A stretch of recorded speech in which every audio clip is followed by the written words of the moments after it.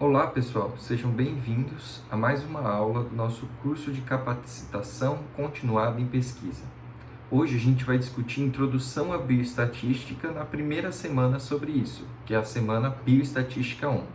Meu nome é Pedro Abade e a gente tem como objetivo conhecer a definição e classificação de estatística, identificar diferentes tipos de variáveis e tipos de dados, definir e contrastar hipótese nula, hipótese alternativa, erro tipo 1 e erro tipo 2, conhecer os conceitos de alfa, beta e poder de um estudo e, por último, explicar o que é variação amostral e homogeneidade. Então, vamos começar assim. O que é estatística?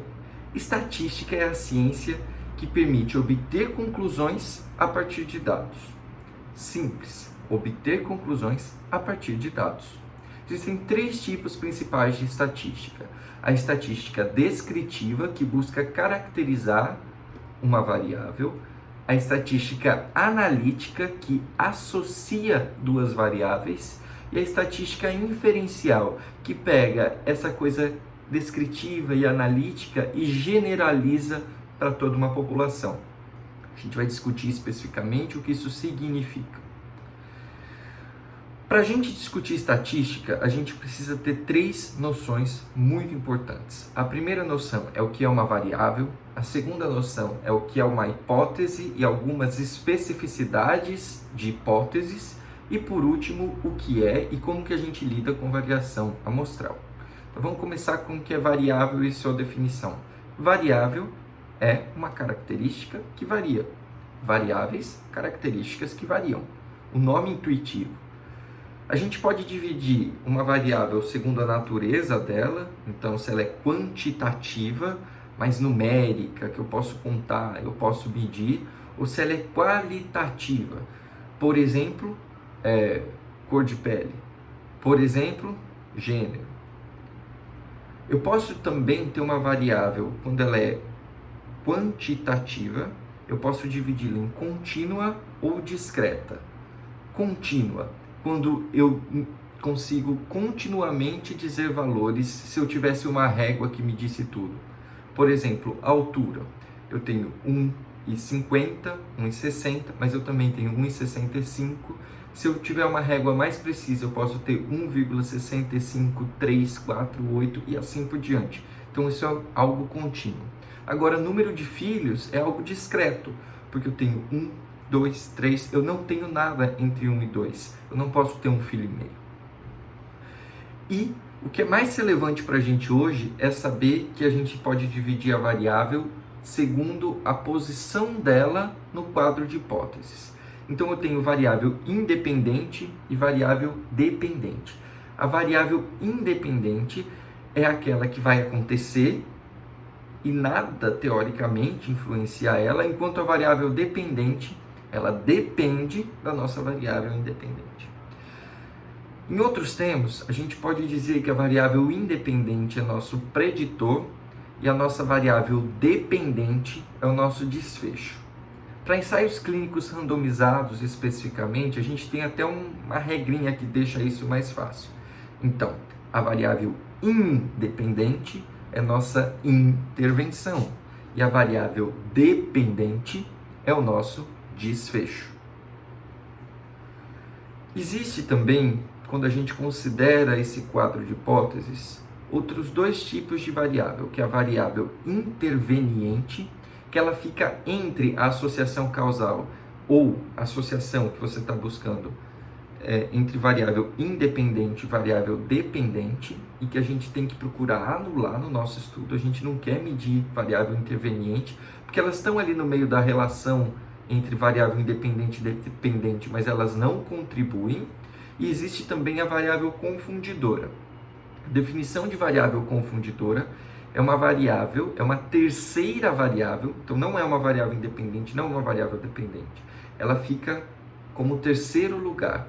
E essa variável confundidora, ela se associa tanto com a variável independente quanto com a variável dependente. E nesse sentido, ela atrapalha qualquer relação que a gente queira demonstrar entre variável independente e variável dependente. Dito isso sobre variáveis, vamos ver uma coisa sobre hipóteses. Então eu vou começar apresentando para vocês duas hipóteses, que trabalhar 4 dias rende mais lucro do que trabalhar 5 dias, e uma outra hipótese que seria trabalhar 4 dias rende tanto lucro quanto trabalhar 5 dias na semana. Hoje em dia, como é que as coisas funcionam? Então, hoje em dia, a gente trabalha 5 dias na semana e a gente espera que trabalhar 4 vai render a mesma coisa ou menos. A gente não espera que trabalhar 4 dias vai render mais lucro. Mas alguém chegou com essa hipótese. Essa hipótese nova que está querendo mudar as coisas e está querendo mostrar diferença entre trabalhar 4 dias e 5 dias, a gente chama de hipótese alternativa. Enquanto aquela hipótese mais conservadora em relação ao conhecimento que a gente já tem e que não mostra diferença é o que a gente chama de hipótese nula.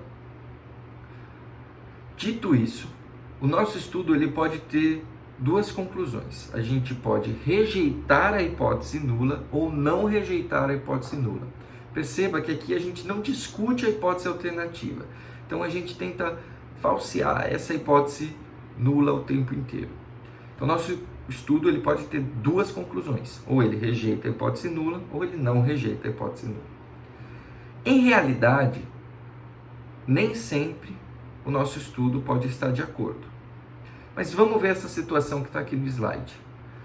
Conclusão do estudo. Rejeita-se a hipótese nula. E, na realidade, a hipótese alternativa que é a verdade. Então, a gente rejeitar a hipótese nula e ficar com a hipótese alternativa é um acerto.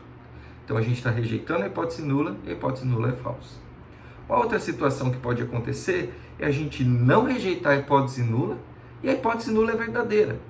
Quando isso acontece, também é um acerto, porque a gente está descartando aquela hipótese alternativa, mas o nosso estudo não está rejeitando a hipótese nula e, em realidade, a hipótese nula é verdadeira. Excelente.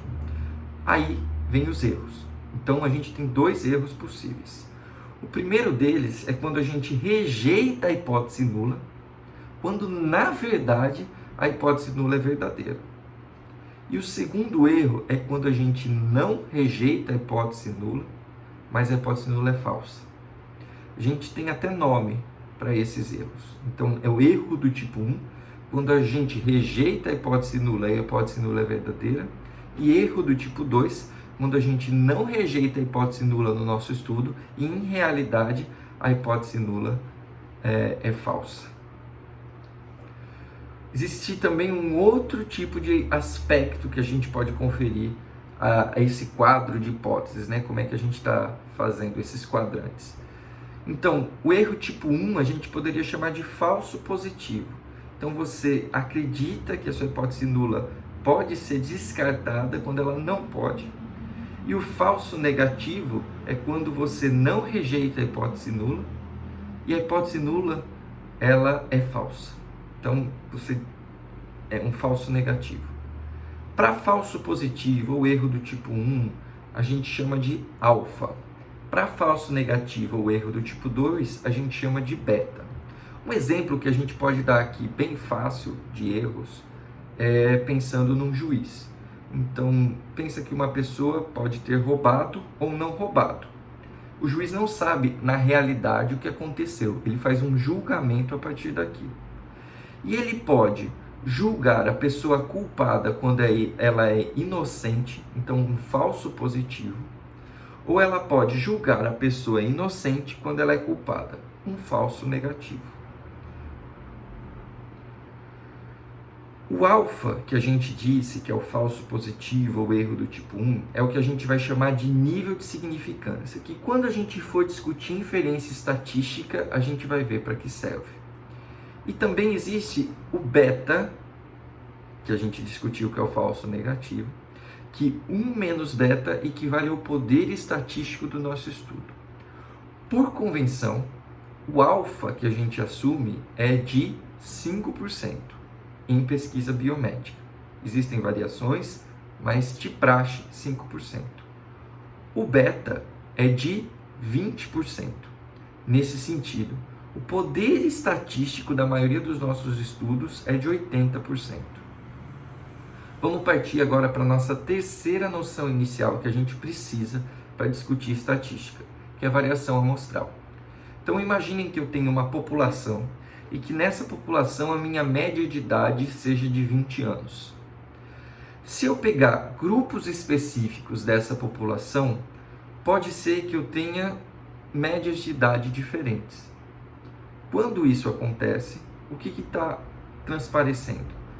Que, dependendo de que grupo que eu pego dentro de uma mesma população, eu vou ter resultados de medida de tendência central, que a gente vai discutir em estatística descritiva, resultados de medidas de tendência central diferentes. Então, essa é a definição de variação amostral, ou erro aleatório, que é se o mesmo estudo foi conduzido com várias amostras distintas de um mesmo tamanho, que seria o número de indivíduos participantes, é pouco provável que todas as amostras tenham os resultados idênticos. O mais provável é que elas tenham resultados distintos, mesmo pertencendo a uma mesma população. Então, aqui a gente apresentou conceitos básicos que vão ajudar a gente a aprender sobre estatística descritiva, analítica e inferencial. Essas foram as referências utilizadas e até a próxima. Obrigado.